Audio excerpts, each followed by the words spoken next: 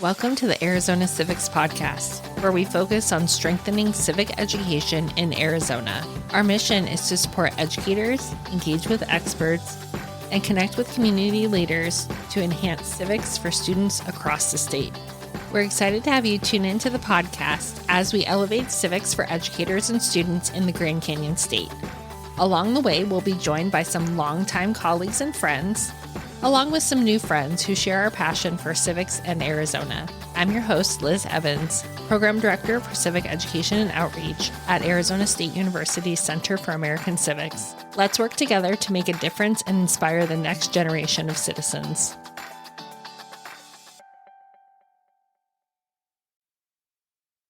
Welcome back to the Arizona Civics Podcast. I am stoked to interview my friend, my civics bestie colleague, David Olson, who currently works for Retro Report. David and I'm quoting, met because in the age of amazing networking, we are both part of the iCivics network. We both kind of transitioned out of teaching and we've kept in touch. He's come to Arizona to do lots of really cool things. So David, thank you so much for being here. Can you start by introducing yourself and telling us about Retro Report's mission of connecting past events to the challenges of today? Absolutely.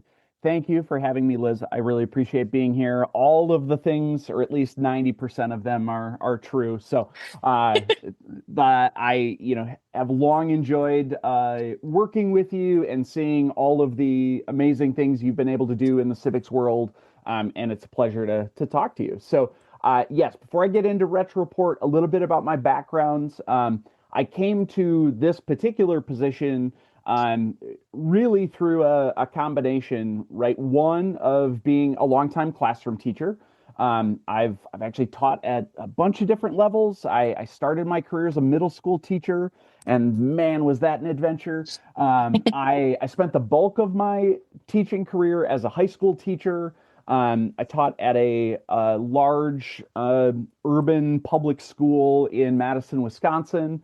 I've also taught community college courses. I've taught some undergraduate courses. So usually I tell people like 13 to 35. That's my wheelhouse of students. And then, as you mentioned, like during my time in the classroom, civics and history is a passion of mine. So I was able to get connected with places like iCivics to be part of their educator network.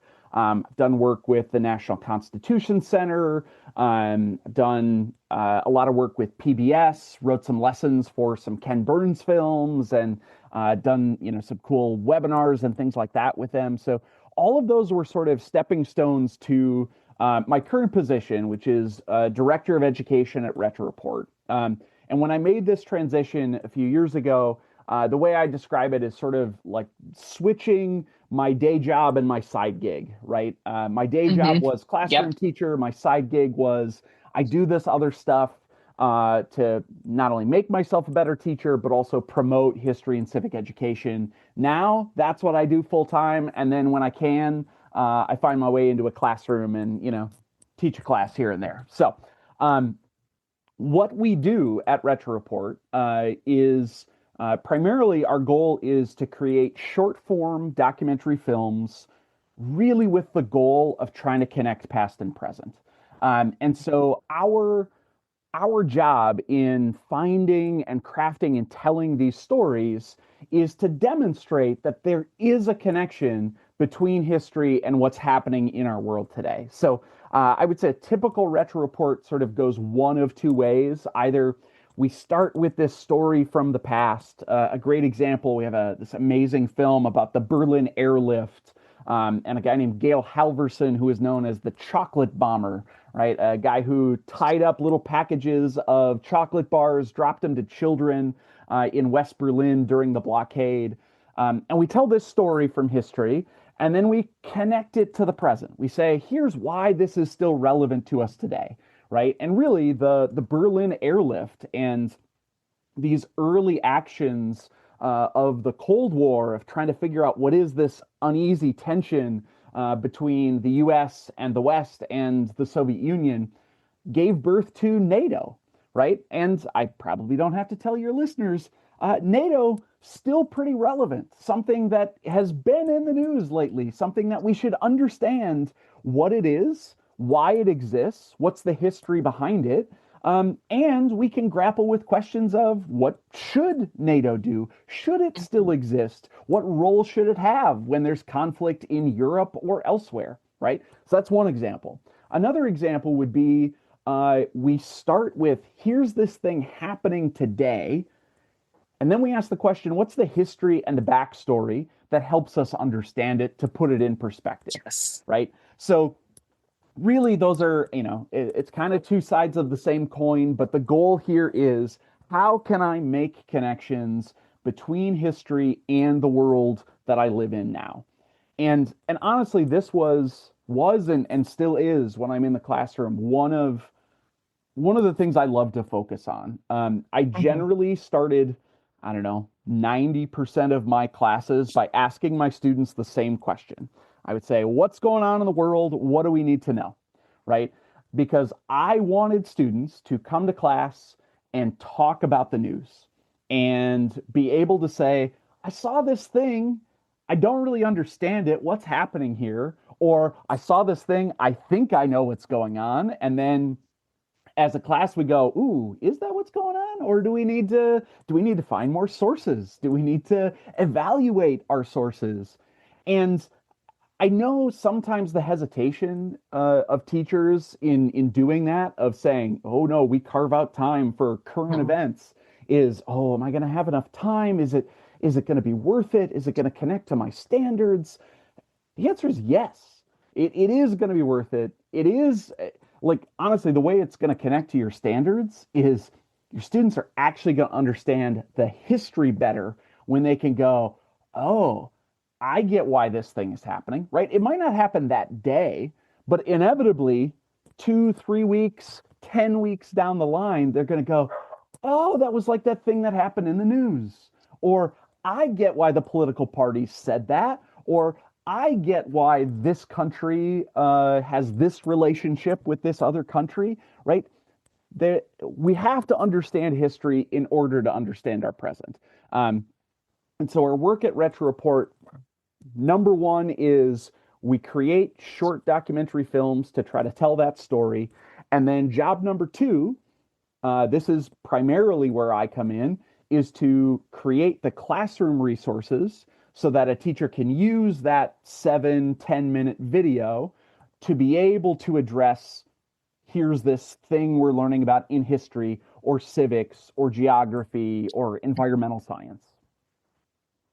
And so, listeners, if you listened to the podcast before this, I talked to Liam Julian, and he talked about why teachers are afraid to teach civics in classrooms. And to me, Retro Report is a direct answer to teachers of, here are things that are ready-made, they're classroom friendly. I'm looking at the front page, right, of Retro Report right now, and there's something on vaccine skepticism. There's something on the financial crisis. Like, there are so many things here that connect, and that, again, and I think that, we have a unique view because both you and I did middle school, we did high school, right? We know what that's like to be like, I want to make sure that the things that I use in my classroom are legit, they're classroom friendly, and everything you have is because you used to be a teacher.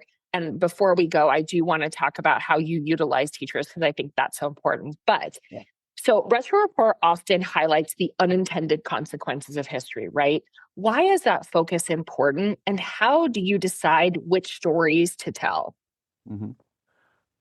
So I think the unintended consequences part, I mean, honestly, part of how that makes its way into what we do is because, frankly, it makes for a great story, right? Those are the engaging stories. Those are the, hey, didn't turn out like we thought it would kind of stories, right? I mean, this is the reason that we read great works of fiction. This is the reason why we go see thriller movies in the movie theater. It's because we go, oh, there was a twist.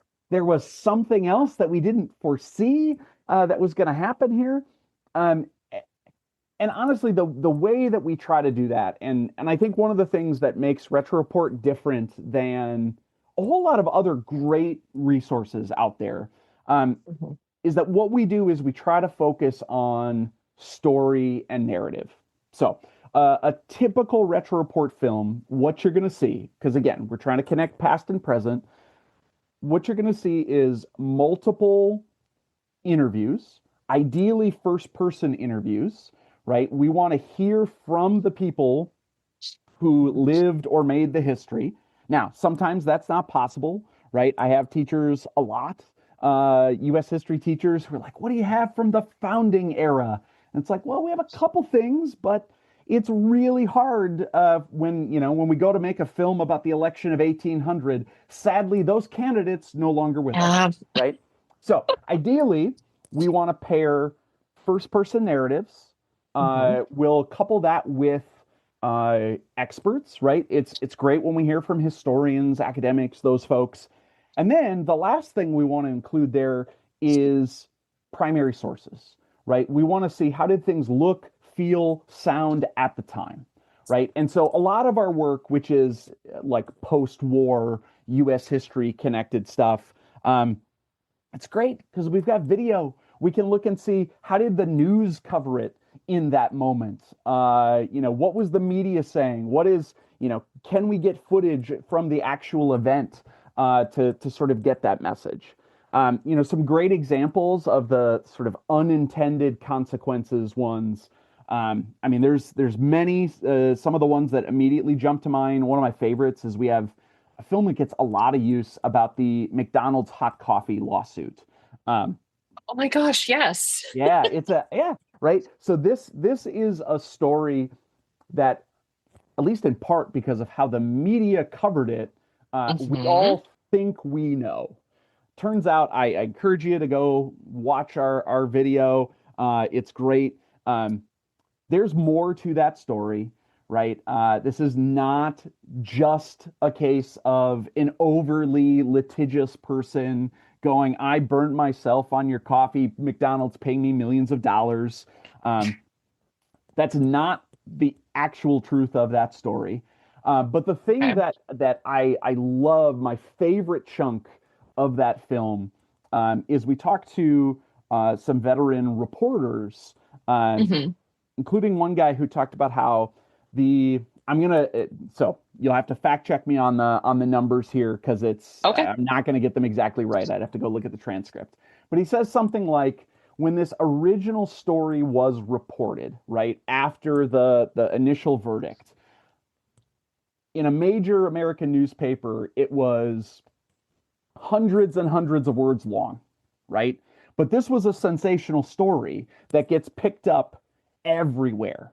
So it goes from several hundred words or over 1,000 words down to 200 words to, back in the day of physical newspapers, this was that tiny little blurb of we've got 40 words to tell you what happened in this story. And that's the Oof. story that made its way around the world. The 40 Hmm. word version, not the 1,000 word version, right? And there's a big difference in what you can tell, in what you can communicate in nuance, complexity, and truth in 40 words versus 1,000 words, right? And so, if nothing else, part of what that story tells us is we should dig a little deeper, right? We shouldn't depend on the headline. We Yep. should go, I should go find out for ourselves, do some additional digging, see what else we can learn about stories that happen in history. Another great one. We so this actually has been in the news a bit.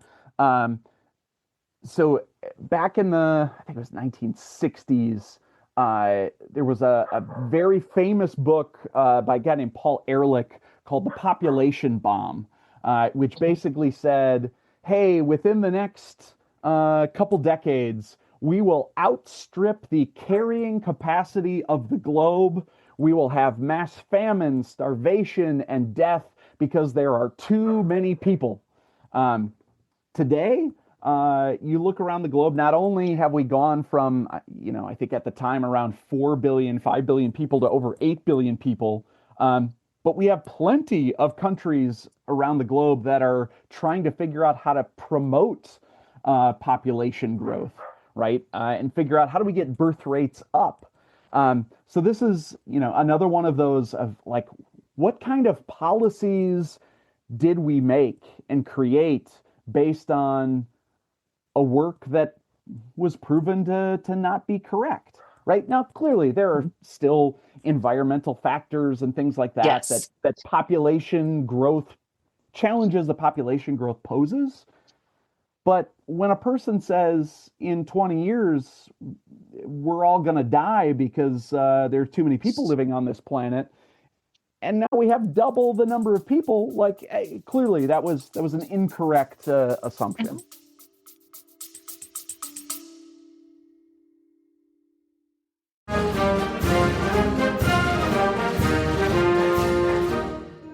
Think civics is boring? Think again. Civics in a Year is the podcast that answers 250 questions about how American government actually works. No textbook required. Each episode is about 10 minutes. Fast, smart, surprisingly fun.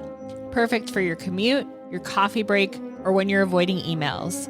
Search Civics in a Year wherever you get your podcast or head to civicsinAyear.buzzsprout.com. Go ahead, get smarter in 10 minutes.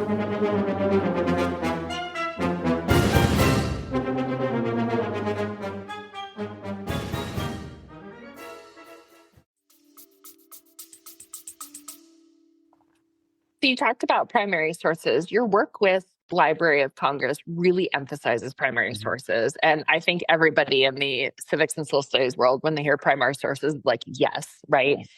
How can teachers use these materials to help students think more critically about history and current events together? Absolutely. I'll address this. I'll talk a little bit about the project as well, and then do you put links in show notes, Liz? Sure do. Okay, brilliant. Well, we will connect to this wonderful collection we have. Yes. So you mentioned your previous podcast guest who talked about some of that fear and hesitation that teachers have, right? Yes. Teaching civics, it's hard. If for no other reason, I mean, we are having this conversation on October 1st, early afternoon. We are 12-ish hours into a government shutdown, right? Yep. I guarantee you there are, tens of thousands of civics and government teachers around the country who are like, how am I going to explain? Here we go. Yeah, how am I going to explain what a government shutdown is? How am I going to explain, what is the lawmaking process and the budget writing process that got us here so that my 6th graders or my 10th graders can understand what any of this is, right? Okay, so number one, teaching civics is hard. Number two, teachers sometimes are scared to wade into this minefield. I think that one of the biggest fears that teachers have is when their students go home and say, my teacher said, fill in the blank, right? We as teachers, I mean, I know thousands of them. By and large, they are really excellent people. Okay, who are dedicated to their craft and who want to do right by their students. A teacher cannot control how a student finishes that sentence, right? My teacher said, fill in the blank. And that's that's where a lot of teachers end up receiving criticism, right? Something was misconstrued. Now, granted, there have been plenty of teachers who've said things they shouldn't have said, but there's that fear of how are my students communicating what I think the intent of this lesson is, okay? One of the ways to sidestep at least a part of that problem is use primary sources, right? Yes. Instead of standing in front of your class saying, here's the real story about X, well, let the people of the time tell you their perspective. Let's use images and cartoons and song recordings and photographs and government documents to tell the story in that moment, right? It's a fundamentally different statement out of the student's mouth, right? Yes. On one hand, if you compare my teacher said ... versus we read or we saw photographs of this event. We read or listened to an interview with a person who was there, and here's what they said, right? Now, that is not a cure-all, but that is absolutely a safer approach, right? It is a different conversation in homes across America when it's here's what the documents say, here's what the people who lived it say, as opposed to here's what my teacher said. So that's something that we take into account not only in our filmmaking style, but also in how we construct the materials that go with our films, right? So a great example of this, we have this wonderful film about the legacy of the Korematsu decision, about Japanese American incarceration during World War II. Again, there's some amazing, like unknown or very, lesser known pieces of that story, and how we get from the incarceration of 120,000 Japanese Americans in the 1940s to reparations payments paid to them and their descendants, signed into law by Ronald Reagan in the 1980s. Like there's a couple really interesting steps along the way. But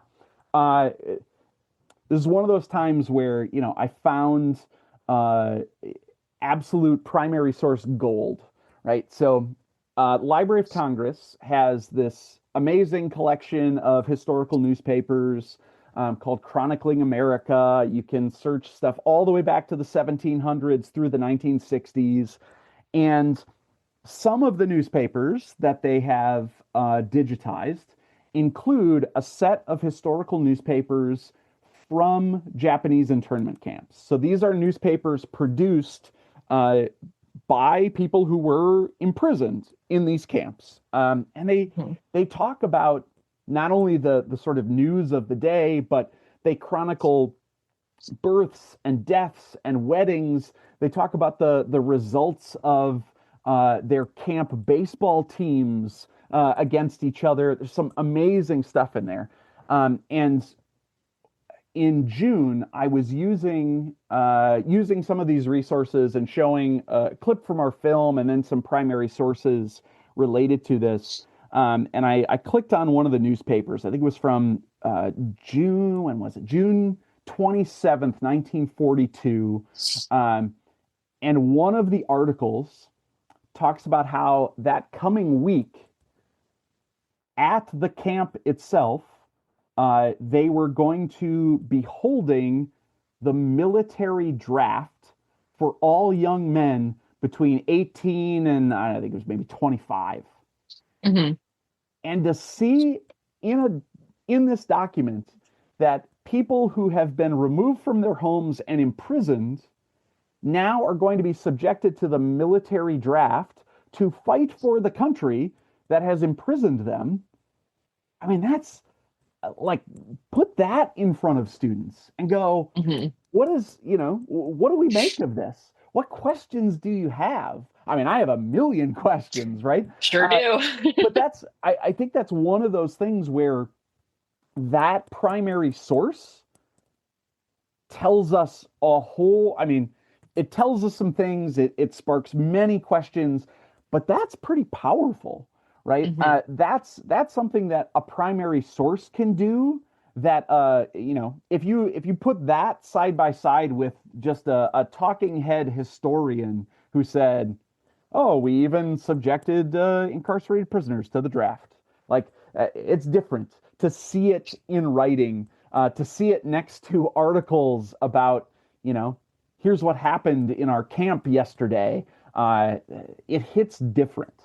So Yes. the bigger picture, this Library of Congress project, the way it came about was uh, we'd actually done this pilot with a school outside of New York City called the Windward School.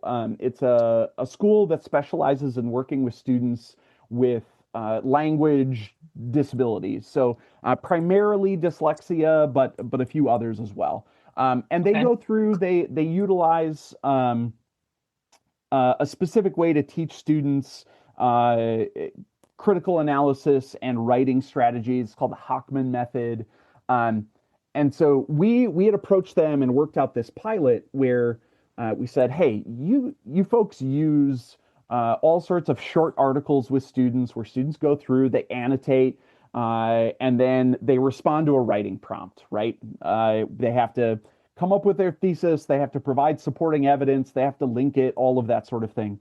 And so the impetus of this project was, hey, would you be willing to try using a handful of short videos occasionally in place of the short articles that you've been using? And the folks at Windward were like, yeah, this would be great. We'll try it out. We'll work this into how we create our resources and report back. Well, they reported back shockingly that students really liked using short videos. It was a great break from another article, right? And so they used these, they created some of the resources and said, this works really well. This, is a solid way to go about teaching this sort of critical analysis and then construction of an expository paragraph and that sort of thing.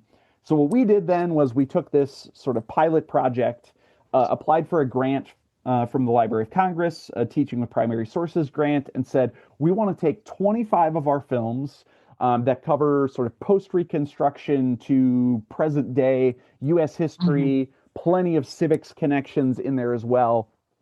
What we're going to do is we're going to create these scaffolded resources for students at different levels of their writing and analysis. We're going to couple it with a primary source pack for each of these and put them all together so that within a classroom, almost no matter sort of what learning differences a teacher would have in front of them, they would have sort of multiple versions to work from to say, let's watch this 7-minute video, then, about the Great Depression or the Cold War or Civil Rights era, that sort of thing. We're going to watch the video.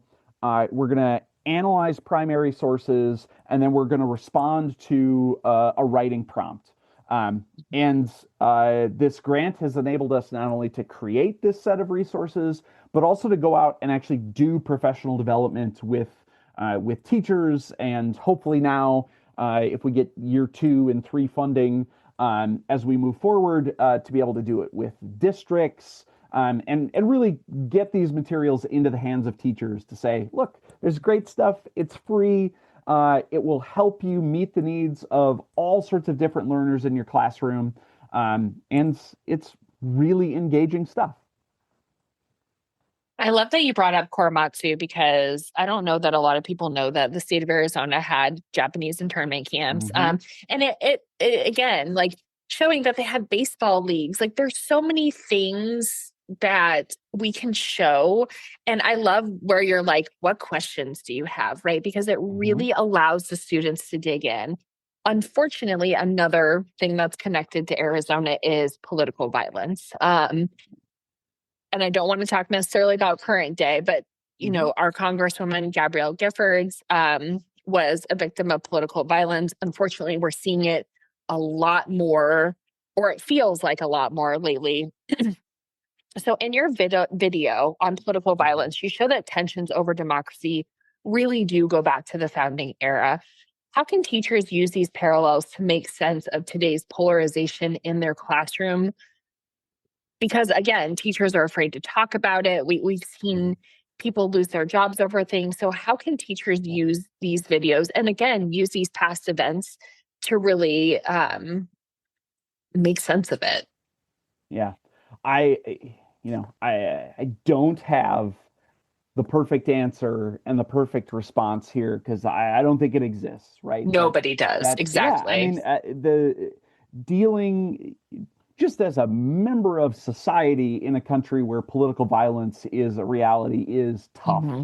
And then to turn around and to try to provide context and understanding and space for questions and opinions in a classroom about political violence is really, really hard. Yes. Again, this, gets back to my sort of operating ethos in the classroom of we want to understand history in order to understand today. You cannot understand the world you're living in without understanding history. And history is just not as meaningful unless you can find ways to connect it to your present, right? And so this is one, again, you referenced a film we have that really looks at, essentially how political violence has been part of U.S. history since the beginning. Um, Hmm. Now, certainly we can point over our history to waves, ebbs and flows. I've seen a lot of conversation recently about the 1970s as a time of tremendous turmoil recently. If we go back to the founding era, right, what leads us to revolution, at least in part, are some acts of political violence. The time frame in between winning the Revolutionary War and the creation of the Constitution is marked by, and the drive to the Constitution is hastened by political violence, right? I would argue Shays' Rebellion. I don't know. I know some people say, oh, it's maybe a little overhyped, but it might be one of the 10 to 15 most important events in U.S. history in terms of its outcome, right? Yes. When you convince a group of 13 states, which really operate like their own independent countries, to say, see, there's danger afoot. You need Hmm. a stronger national government. We must come together. That's a pretty big deal and change. And Yes. then, once we have the Constitution, there's plenty of political violence that occurs between then and the biggest act of political violence of a country going to war with itself, right? And so, really, that's, in 10 minutes, the video tries to tell this story and say, look, this, whether it's an arc or a straight line, or I don't know, Hmm. not great at geometry. It's there, right? Hmm. It's been part of us since the beginning. Um, Certainly not to say like it's a good thing, but No. it's there. It's something we have to contend with, and to understand how political violence has had an effect in the past should help us understand the impact of political violence today. Hmm.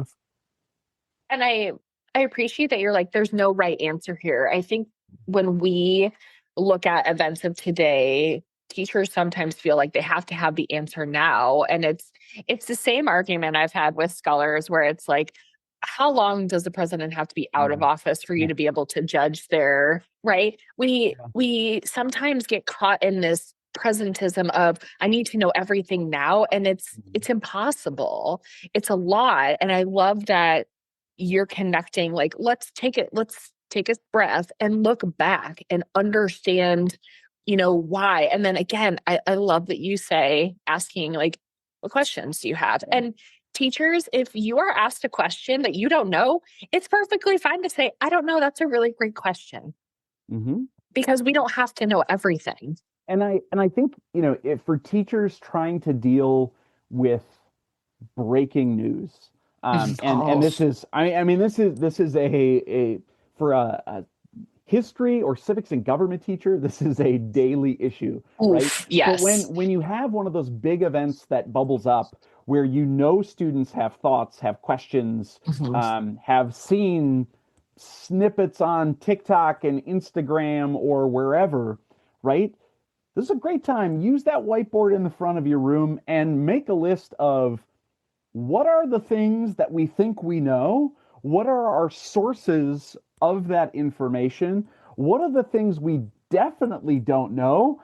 And what are the things that we have questions about that that we don't even know we don't know, right? And you know what? Your questions list is probably going to be the longest. And there are some of those questions you may never answer.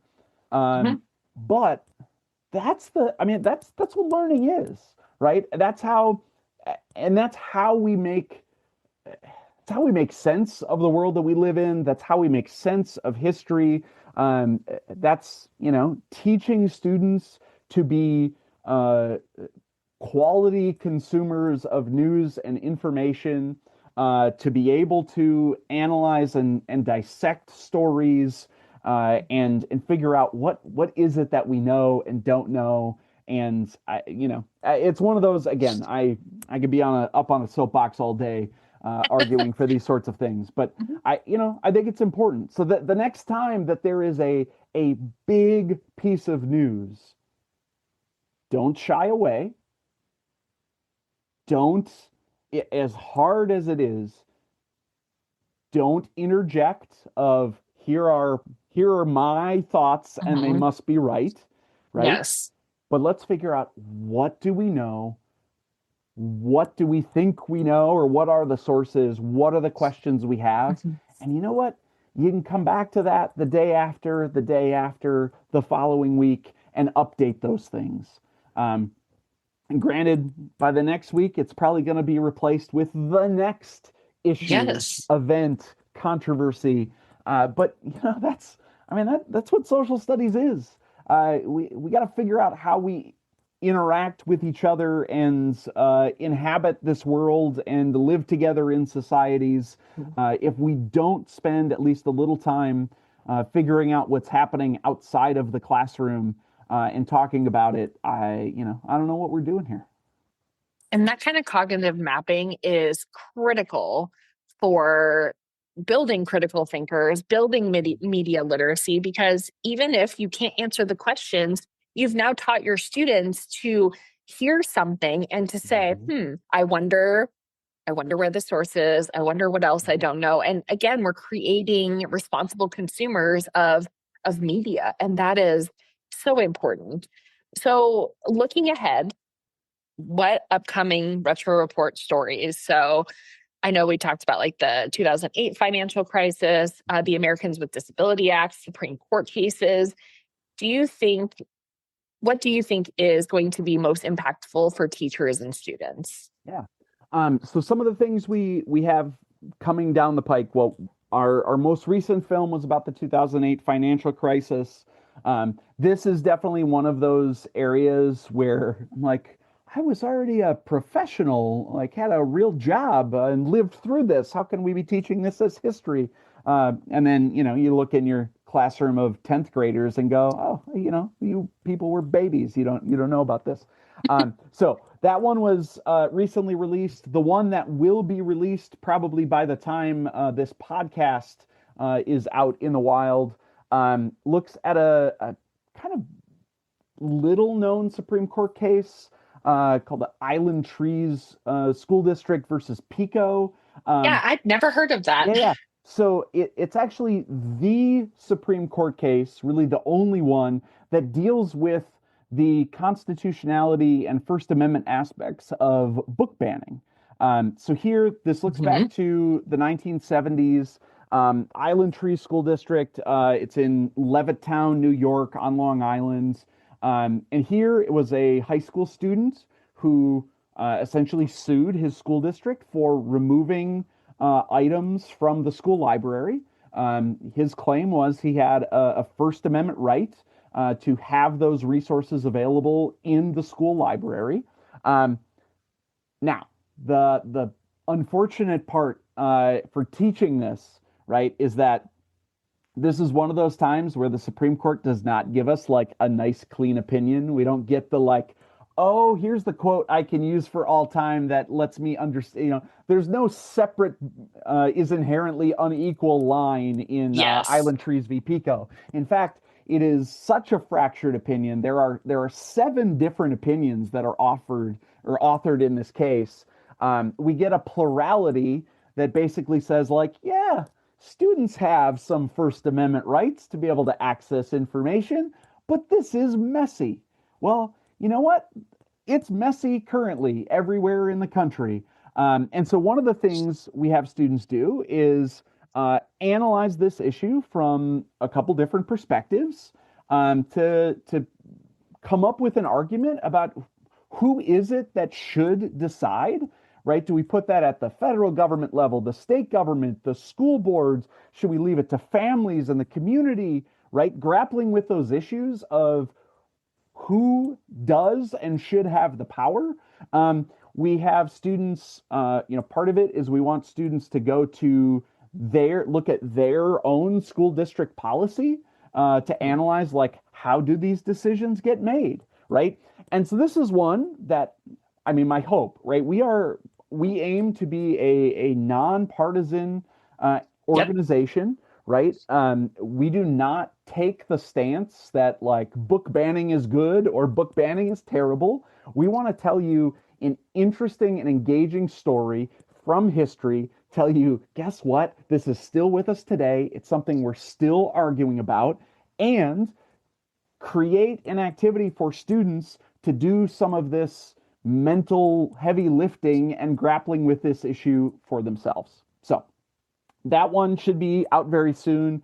Upcoming films, one about Tiananmen Square, one about the Americans with Disabilities Act.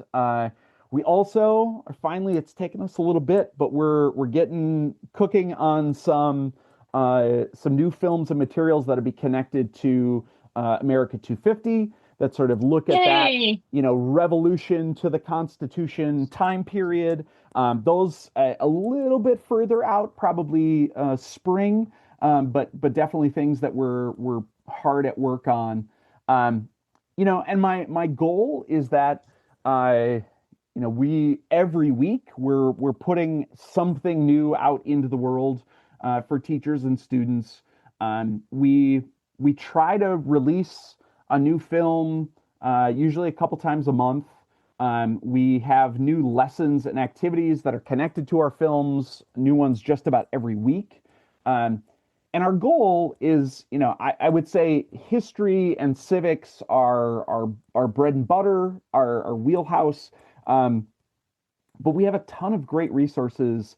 If you're a geography teacher, if you're an English teacher, the book ban ones, we've got a separate lesson for English classrooms as well. We've got great stuff for science courses, for psychology courses. So whether you are listening to this and you're a civics teacher, wonderful. If you're not a civics teacher, we probably have something for you. But share this with your colleagues, because they'll find some great videos, some great lessons that are entirely free, that you can put to use in your classroom.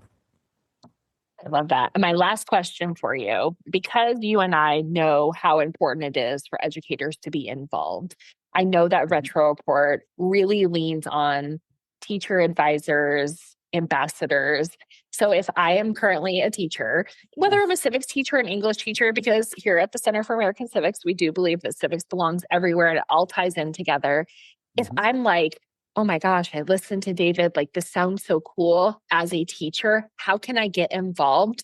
What are some ways for Arizona teachers and teachers around the country, right, to get involved and help Retro Report make the things they have even more classroom friendly and better? Yeah, absolutely.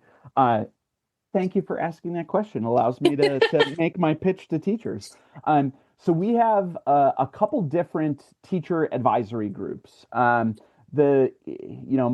ethos here is we can't serve teachers unless we actually listen to teachers. We have our biggest group. It's a group of Retro Report ambassadors. It's about 300 teachers from states all across the country, including some wonderful Arizona educators.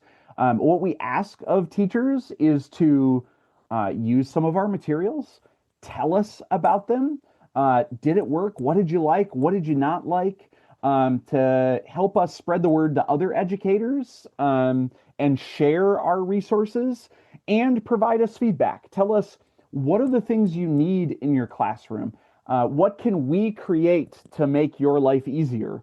And in exchange for this, beyond our undying gratitude, we provide you with a non-life-changing sum of money. I mean, it's a stipend. It is not you're not gonna retire on the Retro Report ambassadorship, but we want to make sure you know that your time and expertise is valued. So there's a stipend. We send you some great swag. We hopefully provide some great opportunities for folks through virtual PD and other experiences. And then honestly, if there are teachers or district leaders who are listening to this, we do professional development, things, obviously, approaches for working with primary sources, approaches for integrating current events into the classroom. We're happy to do custom PD for folks as well. And sometimes we can do that at no cost if it's with a grant. Otherwise, we can do it at low cost for folks. So yeah, all of our resources are entirely free. They always will be. And our goal really is to reach as many teachers as possible and continue to listen to teachers so that we can keep making more resources that have a home in classrooms across the country. And teachers, if you're listening to this, hopefully you've been on Retro Report's site. I've actually been kind of cruising it while listening to David, because I want to make sure that between David and I, we put as many links for you in our show notes that really show what our friends at Retro Report are doing. And for us at the Center for American Civics, we really focus on the founding, and that's kind of our jam. And I appreciate that we have people in the civics world that do things like current events and put them together with history. And I know my favorite thing about the civics world is we all offer something a little bit different, and we're all each other's biggest supporters. So David, thank you so much for taking the time to chat with us, to tell us about Retro Report. Listeners, if you have questions, I know maybe I shouldn't say this, and if not, I'll cut it out, but David's easy to reach. And he, I think for both of us, because we were classroom educators, if I have 100 emails, but I have 2 from teachers, the ones from teachers are the ones I always answer first. So never hesitate to reach out for help or anything like that. David, you are a superstar, and I really do appreciate you being on our podcast, all the things you do for the teachers of Arizona, but also the teachers from around our country. Absolutely. Thank you so much for having me, Liz. And if folks want to learn more, I'm probably a terrible salesman. I don't think I've plugged our website enough. Go to retroreport.org. You can find the full library. We have over 300 films, most of which have ready-to-use lessons and activities. If you have individual questions or things you're looking for or feedback based on what you heard, as Liz mentioned, you can reach out to me directly. My email is simple. It's dolson, Olson, at retroreport.com. Let me know what you think. Let me know if there are stories that we ought to tell or things that you absolutely need in your classroom that you think we should create. Awesome. Thank you. Thanks for tuning in to the Arizona Civics Podcast. We're so glad you joined us. Before you go, don't forget to follow us on social media to stay connected and get updates on upcoming episodes, resources, and more. You can find us on all social media platforms at ASU Civics. And make sure to sign up for our newsletter for exclusive content, event announcements, and tools to help bring civics to life in your classroom and community. Visit civics.asu.edu to subscribe. Until next time, let's keep working together to inspire educators, students, and communities to make a difference. See you soon.